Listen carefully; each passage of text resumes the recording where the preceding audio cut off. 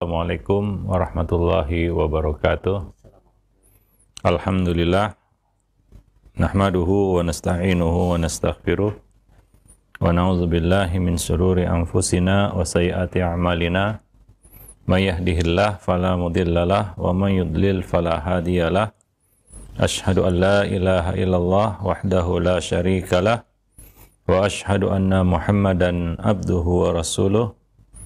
Ya ayyuhalladzina amanu ittaqullaha haqqa tuqatih wa la tamutunna illa wa antum muslimun, amma ba'du. Para pemerhati roja, kaum muslimin dan muslimat yang dimuliakan Allah, alhamdulillah pada kesempatan Selasa pagi ini kita bertemu kembali di program kajian Islam ilmiah. Kita bersyukur pada Allah, pada pagi ini kita masih diberi kesehatan, keafiatan, kita masih diberi kesempatan, kita masih diberi umur, kita masih diberi amanah kehidupan. Mudah-mudahan Allah Subhanahu wa Ta'ala tetap menjaga nikmat-nikmat itu untuk kita semua. Salawat beriring salam untuk Nabi kita Muhammad sallallahu alaihi wasallam, keluarga beliau, sahabat beliau, dan umat beliau sampai hari kemudian. Para pemerhati roja, kaum muslimin dan muslimat yang dimuliakan Allah, pagi ini kita akan lanjutkan pembahasan buku Mendidik Anak Tanpa Amarah. Kita sampai pada subjudul, yaitu kemarahan dapat mendatangkan malapetaka di dunia. Ada sebuah hadis yang disebutkan, dan hadis ini sahih, diriwayatkan oleh Imam Ahmad dengan sanad yang disahihkan oleh Al-Albani di dalam silsilah ahadits shahihah dari Abu Hurairah radhiyallahu anhu, bahwa ada seorang laki-laki yang mencaci Abu Bakar As-Siddiq sementara Nabi duduk di dekatnya. Nabi takjub dan tersenyum tatkala laki-laki itu melontarkan cacian yang lebih banyak lagi. Abu Bakar membalas sebahagian dari cacian itu. Jadi laki-laki ini mencaci Abu Bakar, sementara Abu Bakar sabar, tidak membalasnya. Tidak membalas cacian itu. Abu Bakar menahan amarah, menahan emosi, dan memilih bersabar. Nabi takjub melihat kesabaran Abu Bakar As-Siddiq. Tapi ketika laki-laki itu melontarkan cacian yang lebih banyak lagi, Abu Bakar As-Siddiq membalas sebahagian dari caciannya itu. Maka Nabi pun beranjak dari tempat beliau dan pergi. Abu Bakar As-Siddiq menyusul Nabi dan bertanya, "Wahai Rasulullah, ketika ia mencaciku, engkau tetap berduduk di sampingku. Ketika ia mencaciku, aku tidak membalas, engkau tetap berada di sampingku. Dan tatkala aku membalas sebahagian ucapannya, engkau beranjak pergi." Maka Nabi berkata, "Innahu kana ma'aka malakun yaruddu anka." Tadi ketika kamu bersabar, tidak membalas caciannya, ada malaikat yang bersamamu dan membelamu. Falamma radatta alaihi ba'da qawlihi, akan tetapi tatkala kamu membalas sebahagian caciannya, sebahagian, mungkin dia mencaci Abu Bakar dengan 10 kalimat, Abu Bakar membalasnya dengan 1 kalimat. Nah, ketika engkau membalas sebahagian dari caciannya, waqa'a syaitan, maka datanglah syaitan. Syaitan pun datang. Falam akun li'aq'uda ma'as syaitan, dan aku tidak ingin duduk bersama syaitan. Itu alasan Nabi beranjak pergi meninggalkan Abu Bakar ketika Abu Bakar membalas sebahagian caciannya. Membalas sebahagian caciannya. Nah, ini merupakan salah satu malapetaka di dunia, akibat dari kemarahan. Yaitu syaitan akan mendekati kita. Dan malaikat akan pergi. Malaikat yang sebelumnya bersama orang yang sabar ini akan pergi. Ketika orang itu jatuh dalam kemarahan. Malaikat pergi dan setan yang mendekat. Ini merupakan malapetaka di dunia atas orang yang suka melampiaskan amarahnya. Kadang-kadang ada semacam alasan yang kita buat untuk kita bisa melampiaskan amarah kita. Misalnya kata-kata sudah cukup saya bersabar. Kalau didiamkan dia makin menjadi-jadi. Ya, atau kata-kata sejenisnya yang mana itu adalah sebagai pembenaran kita untuk melampiaskan amarah. Ya, sebagai pembenaran bagi diri kita untuk kita melampiaskan amarah kita. Tapi ketika kita jatuh dalam kemarahan, baru kita sesali kemarahan kita itu. Dan kita pun berkata, seandainya aku tadi tidak marah, tapi sudah bablas marahnya, kita pun jatuh dalam kemarahan. Maka, ya sebagaimana dikatakan bahwa kemarahan itu dari syaitan. Artinya syaitan yang menggiring kita kepada amarah. Ya, maka ini jadi bahasa kita jadinya. Amarah, yaitu bahasa Arab yang kaitannya itu dengan hawa nafsu. Wa innan nafsa la ammarah bisu. Sesungguhnya hawa nafsu itu benar-benar mendatangkan amarah kepada keburukan. Ya, menyuruh manusia. Itulah bisikan-bisikan yang kita dapatkan ketika marah. Amarah menghasut kita untuk melakukan hal-hal yang buruk. Ketika marah, bahkan kita sadari ya, kita rasakan ketika kita marah, kehilangan kendali, ya, apa yang terngiang di telinga kita, hal-hal yang buruk, bukan hal-hal yang baik. Apalagi marah itu sudah memuncak, napas terengah-engah, hidung kembang kempis, wajah memerah, bahkan tubuh juga sudah gemeteran, gitu ya. Apa yang kita rasakan saat itu kalau kita pernah mengalami kondisi seperti itu? Bisikan-bisikan apa yang masuk ke telinga kita? Apakah bisikan yang baik? Enggak. Pasti yang masuk ke telinga kita itu adalah bisikan-bisikan yang buruk. Melakukan kejahatan, melakukan keburukan. Bahkan kita tidak bisa membedakan lagi mana yang baik dan mana yang buruk dalam kondisi seperti itu. Maka wajar kalau setelah marah kita pun menyesal dan berkata, seandainya tadi aku tidak marah, tapi nasi sudah jadi bubur, ya. Maka orang yang marah itu tidak menyadari apa yang dilakukannya. Maka salah satu hukum syar'i berkaitan dengan talak adalah talak tidak jatuh pada saat marah. La talaqa fi ghalaq. Tidak ada talak pada saat ghalaq, yaitu ghadab, pada saat marah. Ya, biasa banyak para suami menjatuhkan talak kepada istrinya pada saat marah. Nah, secara hukum itu belum jatuh hingga marahnya reda, kemudian dikonfirmasi ulang kepadanya, ditanyakan kembali, apakah benar kamu menalak istrimu dalam kondisi sadar, ya, dia sudah lepas dia dari kemarahannya. Pada saat marah itu belum terhitung.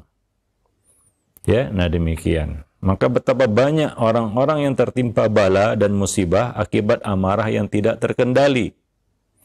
Seseorang akan mengucapkan kata-kata yang penuh sentimen, doa-doa keburukan, suuzon, itu yang muncul saat marah. Tidak mungkin husnuzon. Ketika kita marah, kita husnuzon kepada orang yang membuat kita marah atau yang membuat kita jengkel. Ya, itu tidak mungkin muncul husnuzon di situ. Yang muncul pasti suuzon, ya. Dan kita tidak peduli siapa orang yang ada di hadapan kita, ya. Nah, siapa orang yang ada di hadapan kita, ya, anak kita kah, istri kita kah, bahkan orang tua, ya. Nah, demikian. Bahkan orang yang marah itu kadang-kadang mendoakan keburukan atas dirinya sendiri, ya, mendoakan keburukan atas dirinya sendiri, ya. Nah, dan banyak juga terjadi, ya, dan tidak mustahil juga, kemarahan itu diiringi dengan berbagai bentuk kezaliman, ya, dan ini akan berbuah penyesalan tentunya, ya. Nah, oleh karena itulah dalam sebuah hadis disebutkan bahwa orang yang kuat adalah orang yang bisa mengendalikan diri saat marah. Nabi mengatakan, laisa syadidu bisur'ah, innamas syadid alladhi yamliku nafsahu indal ghadab. Orang yang kuat adalah orang yang bukan orang yang kuat, bukanlah orang yang kuat dalam bergulat. Tapi orang yang kuat adalah orang yang dapat menguasai dirinya ketika marah. Hadis muttafaqun alaih, ya. Itulah hakikatnya orang yang kuat.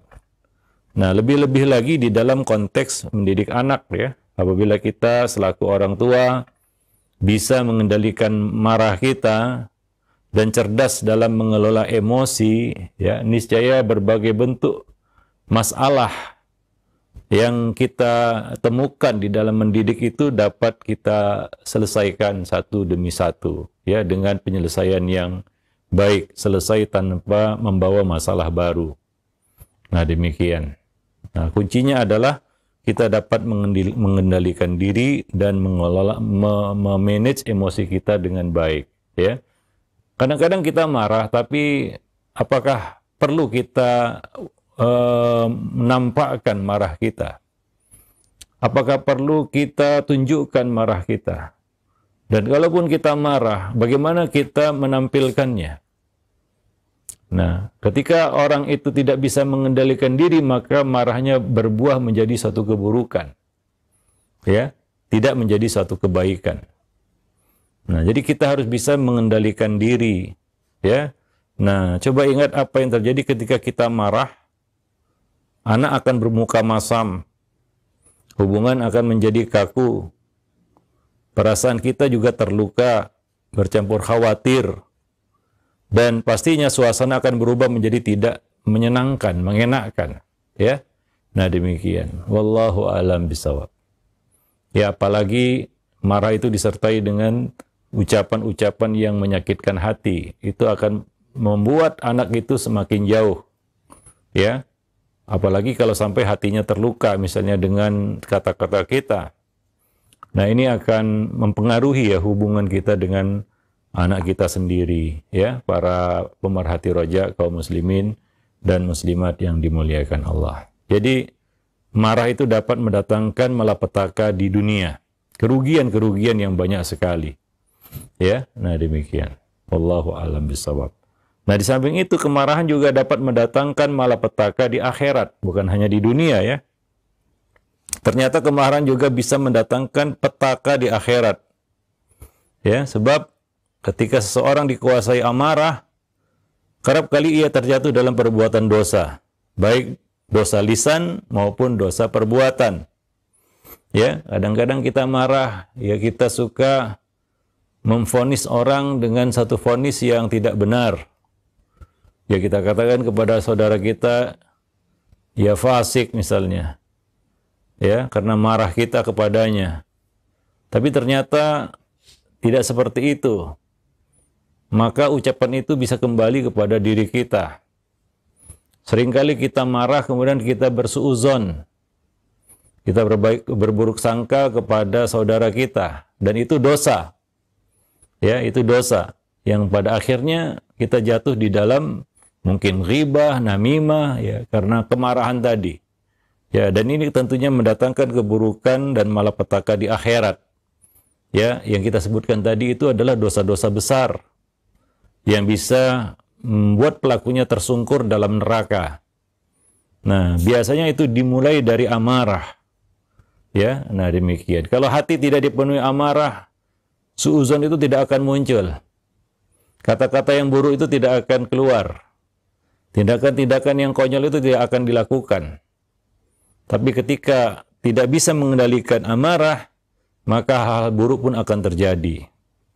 Ya, ini ada satu kisah yang sering kita sampaikan, ya, tentang dua orang Bani Israel yang bersaudara. Satu rajin ibadah dan satu lagi suka berbuat dosa, menganiaya dirinya sendiri. Nah, yang rajin ibadah ini, ahli ibadah ini selalu mengingatkan saudaranya supaya berhenti buat dosa, tapi saudaranya tidak mau dengar. Dia terus berbuat dosa, dia terus berlaku dia buruk, berbuat jahat, berbuat zalim terhadap dirinya sendiri. Hingga pada satu hari, dia lihat saudaranya melakukan dosa yang besar dalam pandangannya. Nah, ini sudah nggak bisa ditolerir lagi mungkin, ya. Maka dia pun berkata sekali lagi, berhentilah buat dosa. Ya, celaka kamu. Tobatlah. Ini bagus ya, dia memberi nasihat, beramar ma'ruf nahi mungkar. Tapi saudaranya itu tetap menolak, tidak mau menerima nasihatnya.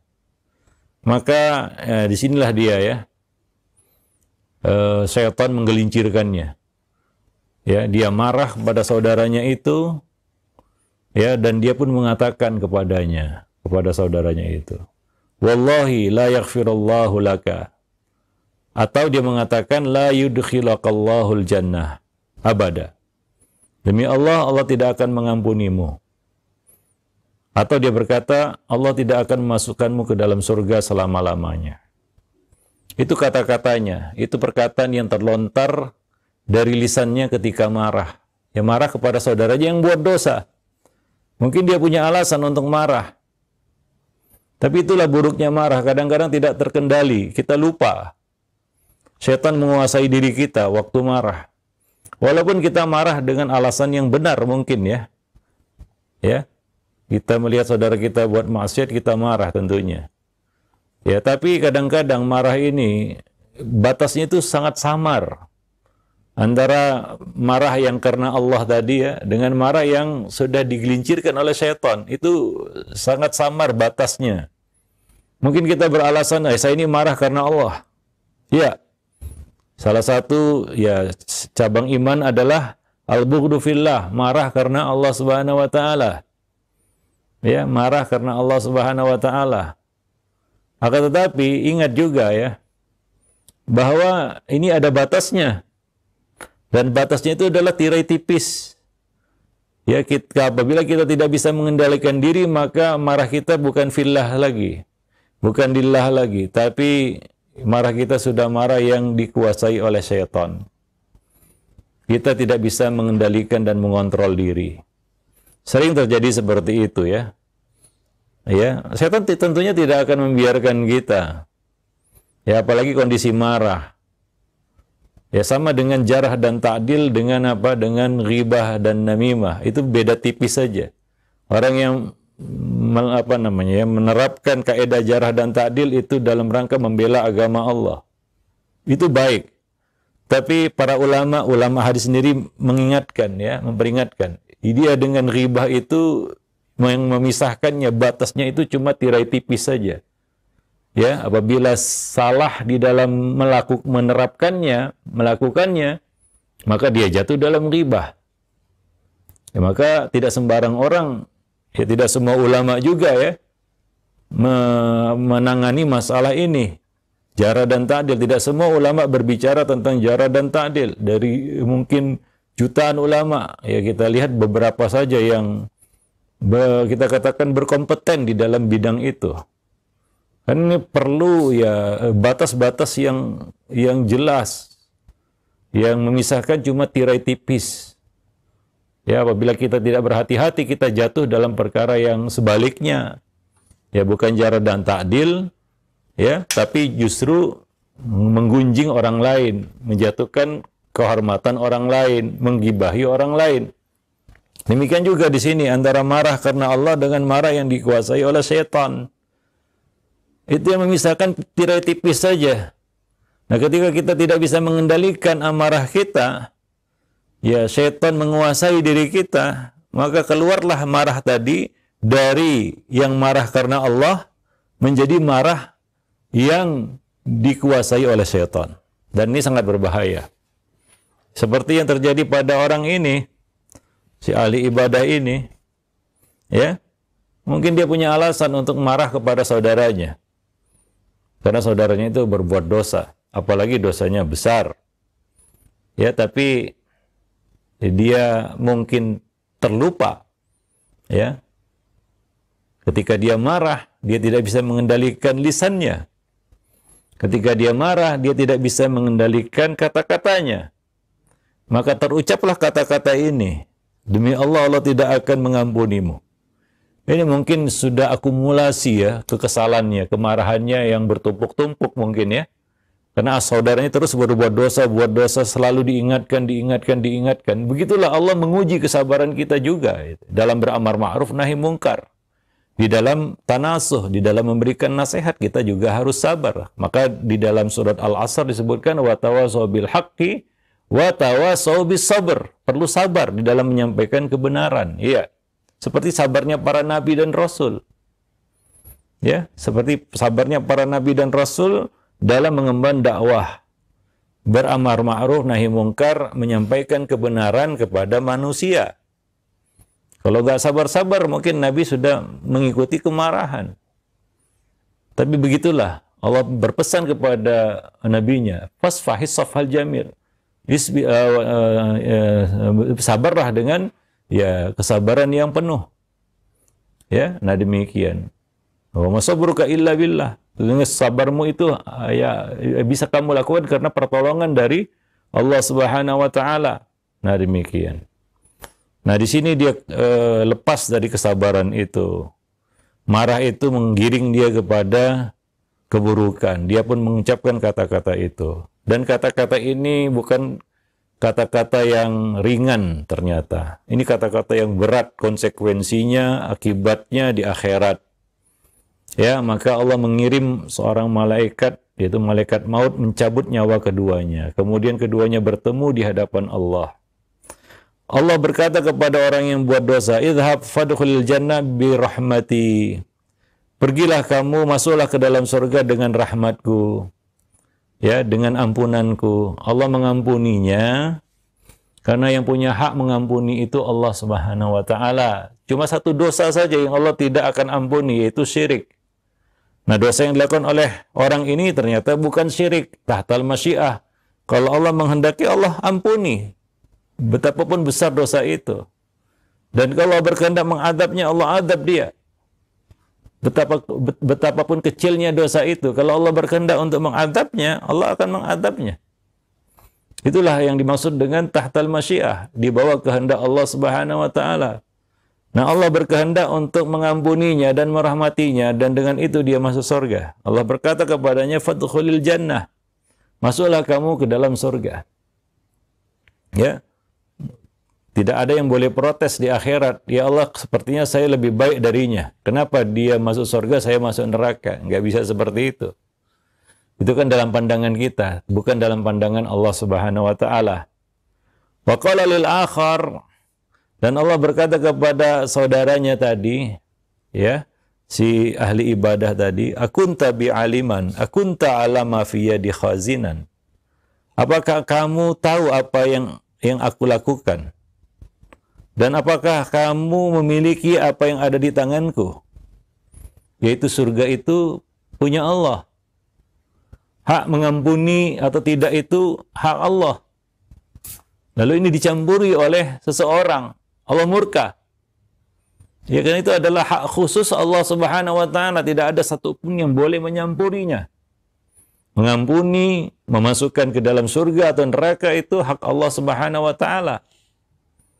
Nabi, seorang nabi, bahkan ya hamba yang paling dekat kedudukannya dengan Allah tidak berhak untuk mencampuri itu. Ya, tidak berhak untuk mencampuri masalah itu. Ternyata kesalahan ini sangat besar. Lebih besar daripada dosa yang dilakukan oleh saudaranya. Ya, kata-kata ini ternyata adalah satu perkara besar. Satu kesalahan besar, bukan kesalahan kecil. Yang membuat Allah murka terhadap dirinya. Maka Allah berkata, "Idhabu bihi ilan nar." Bawa dia ke neraka. Ya, orang ini harus masuk neraka karena ucapan tersebut. Ya, karena marah tadi ya. Berawal dari mana ini? Dari marah. Kemarahannya kepada saudaranya. Mungkin awal kemarahannya itu, ya kalau kita lihat dari hadisnya ya, ada alasan bagi dia untuk marah. Ada alasan. Karena dia lihat saudaranya buat dosa, buat maksiat. Wajar kalau dia marah. Mungkin awalnya marahnya karena Allah. Tapi seperti yang kita ingatkan tadi, itu hanya tirai tipis yang memisahkan antara marah karena Allah dengan marah yang dirasuki oleh syaitan. Maka coba lihat diri kita, mana yang paling baik, menahan marah atau kita, wah saya mau marah karena Allah ini, kira-kira mampu nggak? Kadang-kadang kita kepedean ya, kita mengatakan, saya mau marah ini karena Allah. Wah iya, awalnya sih, tapi ujung-ujungnya ya kita keluar dari batas-batas yang kita tidak sadari itu. Apalagi kalau kita memang nggak ngerti, nggak paham, dan nggak tahu ilmunya tentang hal ini. Ya, maka bisa saja kita jatuh dalam perkataan yang Allah murka kepada kita karena kita nggak tahu. Seperti orang ini, dia nggak tahu ucapan itu membawa murka Allah. Wallahi la yaghfirullahu laka. Demi Allah, Allah tidak akan mengampunimu. Kata-kata itu yang keluar dari lisannya. Atau dia berkata, kamu tidak akan masuk surga, kamu pasti masuk neraka. Ya, dan ucapan-ucapan sejenisnya. Ya, nah demikian. Wallahu alam bisawab. Maka Abu Hurairah mengatakan di akhir hadis, walladzi nafsi biyadihi latakallama bi kalimatin aw baqad dunyahu wa akhiratah. Sungguh dia, demi Allah yang jiwa Abu Hurairah berada di tangannya, dia telah berbicara dengan satu perkataan yang merusak dunia dan akhiratnya, menghancurkan dunia dan akhiratnya. Maka ya, ketika kita marah dan kita merasa ada alasan untuk marah, apalagi kita berkata dalam hati kita, marah saya ini karena Allah. Ingat ya, beda tipis saja itu antara marah karena Allah dengan marah yang dikuasai dan dirasuki oleh syaitan. Kadang-kadang kita tidak menyadari itu. Dan pada akhirnya kita jatuh dalam kemarahan yang dirasuki oleh syaitan.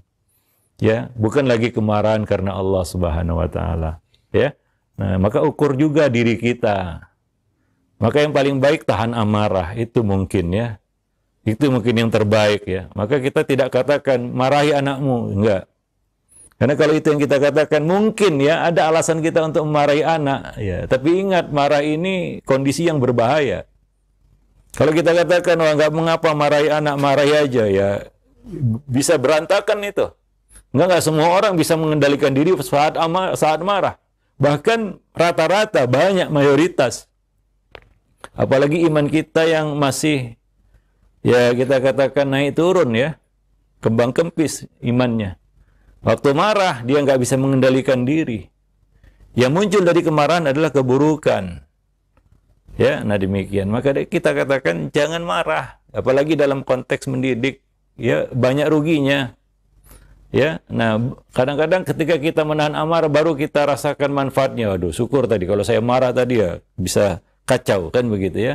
Nah demikian. Wallahu alam bisawab. Ya. Nah itulah dia, amarah bisa mendatangkan kerugian dunia dan juga kerugian di akhirat. Wallahu alam bisawab. Baik. Nah sedikit orang yang bisa menjadikan kemarahan itu ibarat garam bagi masakan ya. Sesuai dengan porsinya, proporsional istilahnya. Ya, ada batasnya. Ya, dan ditampilkan dalam bentuk yang bijaksana. Sedikit orang yang mampu melaksanakan hal seperti itu. Ketika dia marah, dia bijaksana. Ketika dia marah, dia dapat mengendalikan diri. Ketika dia marah, dia dapat menahan kata-kata. Ketika dia marah, dia tidak keluar dari batas-batas ya kebenaran, ya hak. Ya, sedikit orang yang bisa melakukan seperti itu. Kebanyakan sebaliknya ya, ketika marah ya, marah itu menjadi api yang membakar, yang menghanguskan. Ya bukan seperti garam yang sedikit tapi membuat enak masakan. Wallahu alam bisawab. Ya, kecenderungannya marah kita itu akan to be continued istilahnya ya, bersambung marahnya. Ya, sekali marah akan terus marah begitu. Biasanya seperti itu ya. Kemarahan satu diikuti dengan kemarahan berikutnya dan seterusnya yang nggak ada ujungnya kadang-kadang. Dan biasanya marah itu terus mendaki dia grafiknya. Ya, pertama kemarahan kecil, lama-lama agak besar menjadi kemarahan yang ya kita katakan amarah yang pada puncaknya ya. Nah demikian. Biasanya seperti itu. Jarang kemarahan itu melandai, tapi dia mendaki terus ya. Nah demikian. Dan kadang-kadang marah itu terus ya naik levelnya. Pertama marah mungkin dengan menunjukkan ekspresi marah. Lama-lama nggak puas ya, kayaknya nggak selesai dengan ekspresi wajah, dengan kata-kata. Nggak puas dengan kata-kata, ya diwujudkan lagi dalam level yang lebih tinggi lagi, yaitu dalam bentuk hukuman fisik ya. Kita menggunakan tangan kita, kaki kita, ya bahkan sampai pada level akhirnya ya kita mengkombinasikan semua itu. Ya keluar semuanya sudah. Ya, nah demikian. Wallahu alam bisawab. Nah, taib, maka mungkin kita bisa evaluasi lah. Ya, apa yang sudah kita lakukan di dalam mendidik anak, ya mungkin selama ini kita marah, coba lihat bagaimana hasilnya. Itu bisa menjadi sebagai bahan ya untuk ya mengevaluasi ya diri kita sendiri. Nah, demikian. Wallahu alam bisawab. Nah, mungkin itu saja yang bisa kita sampaikan dalam kesempatan ya pagi ini, mudah-mudahan bermanfaat. Kita akan lanjutkan poin-poin yang ada di dalam buku ini dalam kesempatan berikutnya insyaallah. Selanjutnya bagi yang ingin bertanya kita persilakan melalui pesan singkat. Ya, silakan. Nah, alhamdulillah baik. Terima kasih banyak kepada Ustaz Jazakallahu khairan atas materi yang telah disampaikan di pagi hari ini dalam pembahasan pendidikan anak tanpa amarah. Tadi disebutkan nasihat yang sangat mengena sekali bagi kita semua, di mana amarah bisa mendatangkan malapetaka baik di dunia maupun di akhirat. Baik, untuk selanjutnya silahkan para pemerhati Ronja sekalian yang ingin bertanya, Anda bisa mengirimkan pertanyaan di nomor layanan WhatsApp yang tentunya pertanyaan berkesesuaian dengan pembahasan kita di kesempatan pagi hari ini. Baik, yang pertama Ustadz, ini ada pertanyaan dari Aisyah. Ya Ustadz, mohon nasihatnya untuk kami yang terkadang suami berkata-kata kasar seperti mendoakan yang kurang baik bila anak kami melakukan hal-hal yang kurang baik menurutnya, dan kami langsung menasehati ketika anak kami melakukan kesalahan tersebut. Berulang kali saya sebagai istri mengingatkan agar menahan amarah, agar diam saja jika sedang marah, supaya tidak terlontar kata-kata yang tidak baik. Nah, mohon nasihatnya Ustaz. Ya, ini salah satu bentuk ya wujud dari kita katakan keburukan ya dari amarah tadi, yaitu ketika ya seorang tidak bisa mengendalikan diri. Maka kita sebutkan tadi ya sedikit ya orang yang bisa mengendalikan diri ketika marah. Ya, sebagian orang ketika dia marah dia beralasan bahwa dia memang pantas untuk marah. Mungkin dia beralasan marah saya ini karena Allah, kan begitu ya. Nah, hingga dia pun marah. Ya, hanya ya itu alasan yang dia pakai untuk agar dia bisa marah. Ya, marah itu kaitannya erat dengan hawa nafsu sebenarnya. Ya, nah, maka tadi beda tipis saja antara marah karena Allah, marah fillah tadi dengan marah yang dikendalikan, ditunggangi oleh setan. Ya, nah, ya tadi orang tua marah kepada anak. Awalnya mungkin biasa, ya, tapi ya kita lupa. Pada saat marah, hati kita mungkin kosong, tidak terkendali, ya, dan setan masuk. Maka apa yang dibisiki oleh setan ketika marah? Yang buruk-buruk. Dan itu pengalaman hidup sebenarnya yang mungkin kita bisa jadikan pelajaran lah. Waktu kita marah, coba ingat-ingat kondisi kita marah. Kira-kira apa yang terngiang di telinga kita? Yang baik-baik atau yang buruk-buruk? Pasti yang buruk-buruk. Suuzon, kata-kata yang buruk, doa-doa yang buruk, ya. Sumpah serapah, caci maki, bahkan vonis. Ya, seperti yang kita sebutkan tadi kisahnya, dia memvonis saudaranya tidak masuk surga, tidak dapat ampunan karena marah. Ya. Nah, itu buruknya ya. Nah, ini yang harus disadari oleh para orang tua sebenarnya. Ya, nah tidak sepatutnya orang tua melakukan hal seperti itu, mendoakan keburukan atas anaknya, apapun alasannya. Ya. Nah, ya tugas orang tua memang harus bersabar mendidik anak-anak tersebut. Anak-anak ini kan makhluk yang belum sempurna akalnya. Nggak bisa kita samakan dengan akal kita. Kok nggak tahu dia ya? Kok nggak sadar dia? Kok nggak, ya nggak bisa. Anak dengan ya kita katakan dengan usianya, ya dengan kemampuan berpikirnya yang masih nggak sama seperti kita, yang sudah matang mungkin. Ya, maka orang tua nggak bisa melihat anak dari sisi dirinya. Harusnya dia paham, harusnya ya. Ya, harusnya dia paham. Itulah tugas kita, membuat dia paham. Ya, ya, ya. Dia nggak seperti kita. Nah, kadang-kadang itu yang orang tua itu lupa ya. Anak-anak itu ya anak-anak. Ya, sangat dimaklumi anak itu berbuat salah. Ya, itu tugas orang tua. Bagaimana ya memperbaiki kesalahan itu. Kadang-kadang muncul terus kesalahan ya, namanya anak-anak. Anak-anak buat salah, itulah dia anak-anak. Kalau nggak buat salah, curiga juga kita. Jangan-jangan ini bukan anak-anak. Ya, nah itu kadang-kadang yang tidak dipahami, tidak bisa dimaklumi oleh para orang tua, sehingga solusi dia mau solusi yang instan, dengan marah-marah, dengan muka galak, dengan kata-kata yang kasar, dengan sikap yang bengis, anak itu akan berhenti buat salah atau memahami kesalahannya. Nah, ini keliru sebenarnya. Dengan cara itu anak gak memahami kesalahannya, yang muncul dendam. Yang muncul adalah satu waktu nanti saya akan tiru ini orang tua seperti ini. Dia akan tiru orang tuanya. Atau mungkin muncul dalam hatinya, nyesel punya orang tua seperti ini, kan begitu ya. Nah, dan hal-hal buruk lainnya yang muncul dari dirinya, bukan kesadaran.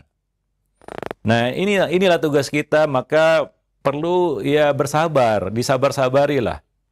Ya, dan ini perlunya orang tua itu di dalam mendidik itu ya perlu belajar juga, dan terus ya berdiskusi, berdialog, mereka berdua bagaimana saling menguatkan, kan begitu ya. Nah, kalau ada yang keliru mengingatkan yang lainnya begitu. Ya, sehingga ya kesalahan bisa diminimalisir, karena ada dua di sini ya, orang tua, ayah dan bunda. Saling ingatkanlah, saling mengingatkan satu sama lainnya. Kalau ada yang silap atau keliru ya, kebablasan misalnya, bisa jadi ayahnya, bisa jadi ibunya, kan begitu ya. Jadi saling ingatkan satu sama lainnya. Nah, itu fungsi kita katakan orang tua, ada dua di situ. Karena tugas mendidik itu berat, harus ditangani oleh dua orang. Ya, karena beratnya tugas mendidik itu harus ditangani oleh dua orang. Yang utama ini, aktor utamanya, yaitu ayah dan bunda. Yang lainnya itu figuran, pemeran pembantu. Iya, namanya ustadz di sekolah, guru di sekolah, ya orang-orang yang di luar rumah itu kan figuran semua, pemeran pembantu semua. Aktor utamanya ya ayah dan bunda. Nah, demikian. Wallahu a'lam bishawab. Yang memberikan dasar-dasar pendidikan kepada anak itu adalah orang tua di rumah, ya. Nah, memang berat ya, nggak mudah itu. Maka kita perlu menguatkan diri kita di dalam mengemban tugas mendidik. Coba lihat bagaimana sabarnya Nabi mendidik umat, luar biasa. Seorang Nabi ya, dengan berbagai macam tipe manusia yang beliau hadapi.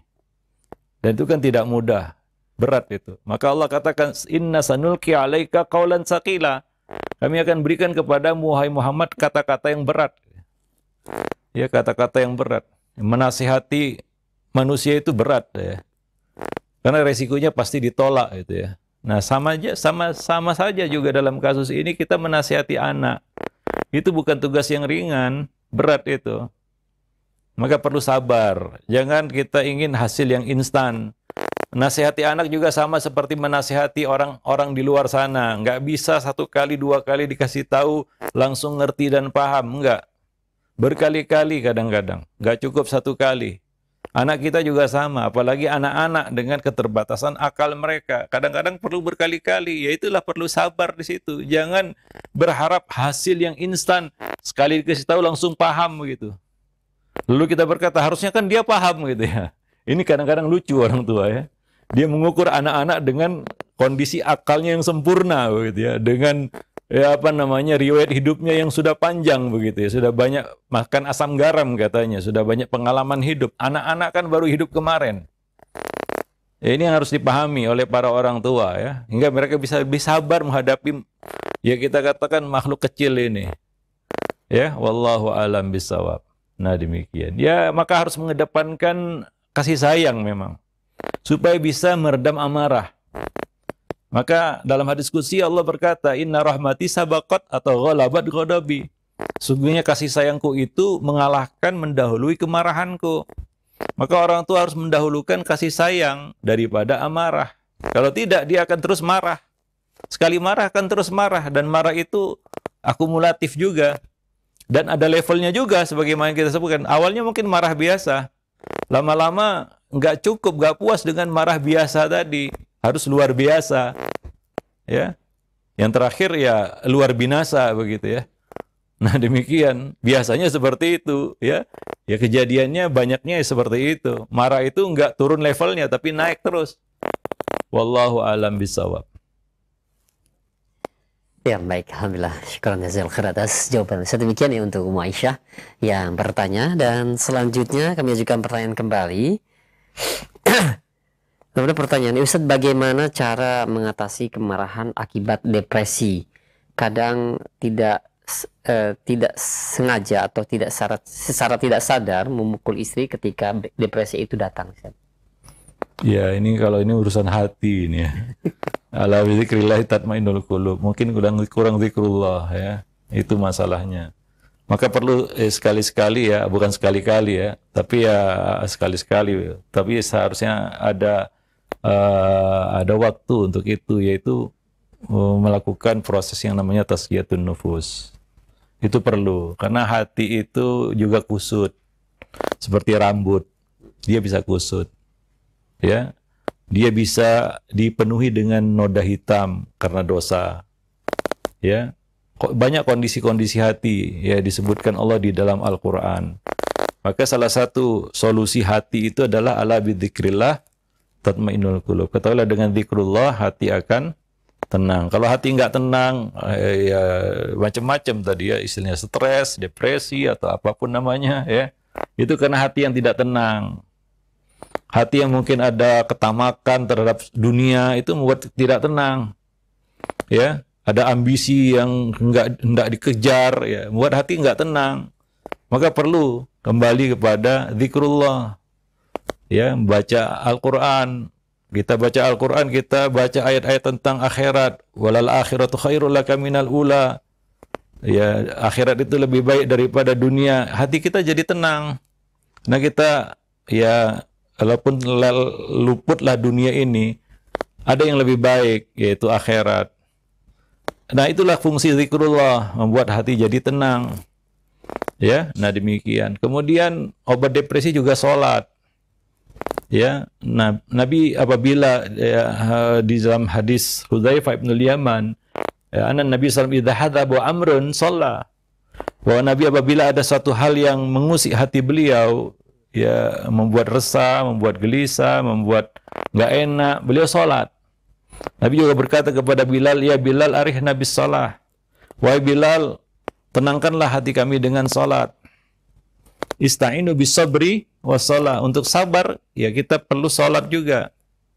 Maka Nabi ya kadang-kadang melakukan sholat, ya sholat-sholat sunnah mutlak. Salah satu faedahnya adalah untuk menenangkan hati. Mungkin itu yang kurang, ya hati yang terpaut, terikat, dan kita katakan terlalu kita katakan apa ya, dipenuhi ambisi dunia. Nah itu yang membuat depresi itu, sehingga hidup menjadi nggak tenang. Apalagi hidup dengan melihat hidup orang lain, muncul hasad, muncul dengki, muncul iri, muncul ini itu macam-macam. Dan itu apabila bertumpuk, ya itu akan menyebabkan hati itu menjadi kusut. Maka salah satu hikmah iktikaf adalah untuk menyisir kembali hati yang kusut. Maka di dalam iktikaf itu kita memfokuskan diri kepada Allah. Ya, mengurung diri, ya, hanya menghadapkan hati kepada Allah Subhanahu wa taala. Nah, yang kita lakukan mungkin di bulan Ramadan kemarin, yaitu i'tikaf. Jadi hati itu yang perlu dikelola dengan baik, ya. Nah, dan salah satu obat hati itu adalah zikrullah. Ala bidzikrillah tatmainnul qulub. Mungkin itu masalahnya. Dan ketika hati itu nggak bisa dikendalikan, ya wajar kalau orang itu marah dalam kondisi depresi, ya marahnya tidak terkendali. Ya, marahnya nggak akan mendatangkan kebaikan, bahkan keburukan. Wallahu a'lam bishawab. Dia akan mudah tersulut emosi dan marah. Ya, marah melihat kenyataan bisa juga, marah melihat orang lain, ya, hati yang tidak fokus, ya. Nah, demikian. Wallahu a'lam bishawab. Dan ini adalah kondisi yang sangat berbahaya sebenarnya. Ya, setan siap membisikkan apapun ya kepada orang-orang seperti ini. Ya, tidak sedikit orang-orang seperti ini berujung ya hal yang buruk, yang menakutkan, ya. Wallahu a'lam bishawab. Ya, nah, demikian. Nah, baik. Terima kasih banyak sekian atas jawaban Ustaz. Nah, ini ada 2 pertanyaan sebenarnya Ustaz dari seorang ibu rumah tangga ini. Mohon tipsnya katanya untuk bisa supaya meredam amarah ketika saat berhadapan dengan anak-anak Ustaz. Karena sering emosi karena beban semua pendidikan dan perihal rumah tangga itu dibebankan kepada istri Ustaz. Ya, ini banyak masalah di sini. Yang pertama ya tentunya ya makanya kita katakan tadi ya, mendidik itu perlu 2 sosok ya. Aktor utamanya itu ada 2, yaitu ayah dan bunda. Ayah dan bunda, ayah dan ibu. Kenapa? Karena ini berat. Memang harus dipikul bersama. Ya, maka kita katakan single parent itu tidak ideal. Bagusnya ya nggak single parent. Ya. Harusnya ada 2 sosok di situ yang hadir. Karena ini nggak mudah memang. Harus ada sosok ayah dan ibu, karena keduanya harus berkolaborasi ya dengan baik dan apik gitu ya. Ya, sehingga pendidikan itu berhasil begitu. Nah, demikian. Dan tentunya 2 sosok ini juga untuk saling topang menopang, bahu membahu, saling menghibur satu sama lainnya, kan begitu ya. Ya, seperti itu kita dapati dalam melaksanakan tugas mendidik itu. Kadang-kadang hati itu menjadi ya sedih ya. Karena mungkin tidak seperti yang kita harapkan anak kita bandingkan dengan anak orang lain, oh kok begini, kan begitu ya, kita pun sedih, kadang-kadang itu memunculkan amarah. Kadang-kadang kita perlu orang lain untuk menjadi tempat bersandar kita, tempat curhat. Dan orang yang paling tepat adalah pasangan hidup kita sebenarnya. Ya, yang juga orang tua dari anak ini, yaitu pasangan kita. Ya, nah maka perlu sosok ayah bunda memang, ya, kedua orang tua, ya, untuk saling isi mengisi ya. Kadang-kadang bisa jadi ya kondisi ya ayah yang sudah mentok ya istilahnya ya. Datang ibu yang menopang, kan begitu ya. Nah, atau ibu yang sudah mentok seperti kondisi ini ya, perlu ayah, sosok ayah yang menjadi penyeimbangnya, kan begitu ya, menghibur istri dan mungkin masuk dari sisi yang lain untuk memberikan nasihat kepada anak tersebut ya. Nah, itu yang pertama. Jadi perlu orang yang bisa jadi tempat sandaran kita. Hingga ketika kita kadang-kadang marah itu kan muncul ya, biasanya apa yang kita inginkan tidak terjadi ya, gitu ya. Apa yang kita harapkan jauh dari harapan. Kadang-kadang seperti itu yang membuat kita marah. Melihat anak kita seperti ini, kan gitu ya. Ya, apalagi setelah itu melihat anak orang lain, kan gitu ya. Marahlah kita sama anak kita ini. Ya, nggak bisa seperti anak orang lain. Ya tentunya kan nggak sama anak orang lain dengan anak kita. Kita nggak bisa juga katakan ya bahwa kita gagal karena melihat orang lain yang memiliki anak yang mungkin berbeda dengan anak kita. Ya, setiap orang memiliki tantangan yang berbeda-beda di dalam mendidik anak. Nah, demikian nggak sama. Maka dari itu ya, kita tidak katakan Nabi Nuh gagal dalam mendidik anak. Enggak. Kenapa? Karena beliau telah melakukan tugas dengan baik. Walaupun hasil itu bukan di tangan beliau, di tangan Allah Subhanahu wa Ta'ala. Nah, demikian. Jadi nggak perlu kita merasa gagal. Lakukan tugas kita. Ya, ketika kita menghadapi anak kita ya, nggak perlu marah sebenarnya. Karena yang ada dalam benak kita ini, bagaimana anak ini jadi baik gitu ya. Itu tugas kita. Nggak bisa dari satu jalan, mungkin kita perlu tempuh jalan yang lain. Ya, jangan kehabisan ide istilahnya. Ya, mungkin ada cara lain ini yang harus kita lakukan. Demikian, terus proses itu kita lakukan. Jangan mikir hasil dulu, karena hasil di tangan Allah Subhanahu wa Ta'ala. Nggak jaminan, bahkan anak Nabi sekalipun nggak jaminan dia beriman. Bayangkan itu. Apalagi anak kita bukan Nabi. Nah, tapi lakukan proses itu ya dengan dia penuh kesabaran. Ya, walaupun panjang prosesnya ya, demikianlah anak itu dengan segala ya kita katakan tantangan dan masalahnya ya, nggak habis-habis sebenarnya ya. Itulah masalah anak itu, ya. Nggak bisa kita hindari juga sebenarnya, nggak bisa kita abaikan gitu ya. Nah, banyak orang tua yang kadang-kadang kalau udah bicara tentang parenting itu menghindar dia. Kenapa? Karena kayaknya sudah frustasi begitu ya. Nah, nggak perlu frustasi, itulah proses yang harus kita jalani terus-menerus. Ya, sampai ya kita mengembalikan titipan Allah Subhanahu wa taala itu, atau kita kembali kepada Allah Subhanahu wa taala. Nah, demikian para pemerhati roja kaum muslimin dan muslimat. Jadi tidak usah mengeluh. Kadang-kadang ya mengeluh ini yang menjadi awal kemarahan gitu ya. Kalau orang tua sudah mengeluh itu biasanya ujung-ujungnya ya ya berujung kepada kemarahan gitu ya. Nggak usah mengeluh. Ya, itu proses yang harus kita jalani. Ya, wah Ustadz berat kali ya. Orang tuh kayaknya mudah ya. Setiap proses yang kita lakukan, betapapun beratnya, itu kan ada kebaikan di situ. Ya, nggak sama pahalanya itu dengan orang yang mudah, anaknya sepertinya mudah, mendidiknya nggak sama. Kita dengan tantangan yang berat mungkin ya. Ya, jadi harapkan pahala di sisi Allah Subhanahu wa taala. Walaupun proses yang harus kita lakukan itu adalah proses yang berat mungkin. Ya. Ingat, anak itu nggak sama satu sama lain ya. Jangan lihat anak orang lain. Ya, beda rezekinya. Ya, nah demikian. Jangan katakan wah dia berhasil, saya gagal. Itu berarti kita sudah nyerah. Lakukan terus prosesnya sampai titik akhirnya begitu ya. Ima kita kembalikan amanah itu kepada Allah atau kita kembali kepada Allah Subhanahu wa taala. Proses harus terus berjalan sampai titik itu. Ya, nah demikian. Berhasil atau tidaknya Allah yang nilai nanti. Ya, nah bukan anak itu dapat hidayah atau tidak. Lakukan proses pendidikan itu dengan baik. Didik anak itu kenalkan dia kepada Allah, suruh dia sholat kan begitu ya, dan ajarkan dia nilai-nilai agama. Itu yang kita lakukan. Ya, wallahu, ajarkan dia, tanamkan kepadanya akhlak-akhlak mulia. Lakukan proses itu semua. Hasil bukan di tangan. Jangan lihat hasil dulu. Nah, kalau kita lihat hasil nanti kecewa. Nah, kalau udah kecewa, ya ujung-ujung nanti marah. Wallahu a'lam bishawab. Nah, demikian ya. Mungkin sampai di sini dulu pertemuan kita. Nanti akan kita lanjutkan lagi pada pertemuan-pertemuan berikutnya insyaallah.